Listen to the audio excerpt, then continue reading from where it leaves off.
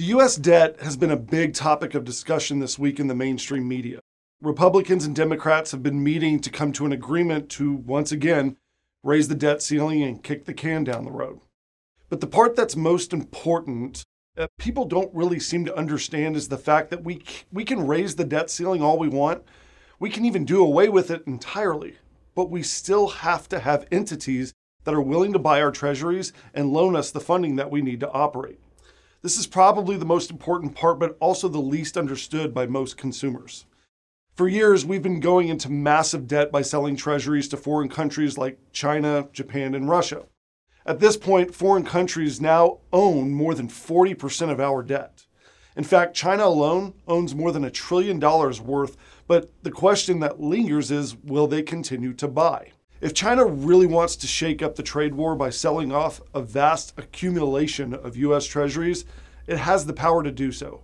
However, the signal that would send would give the markets a massive disruption, being that they do not like any form of geopolitical uncertainty.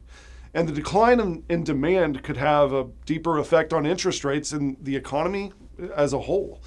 Given how much debt we already owe, just 1% increase in interest rates would cost the U.S. around $180 billion a year in additional interest payments alone. That's roughly the entire budget of the U.S. Army.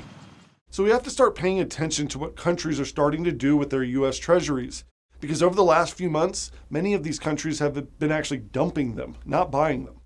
This is not a good thing for a country that is about to go into an election year with a recession at its doorstep. We've actually seen Russia alone dump more than $80 billion worth of U.S. treasuries, which is basically their entire holdings. China's dumped over $200 billion in recent months, but the media has been fairly quiet about it. Over the past few years, the share of treasuries owned by foreign countries has dipped with no noticeable response. Furthermore, it would leave China with fewer attractive options for where to park all their money should the U.S. enter a recession. We are redefining our relationship with a powerful nation who is far better at playing the long game than we are. And frankly, we don't know what short-term sacrifices they might be willing to take. We also don't know whether China will go as far as to weaponize their treasury holdings or not.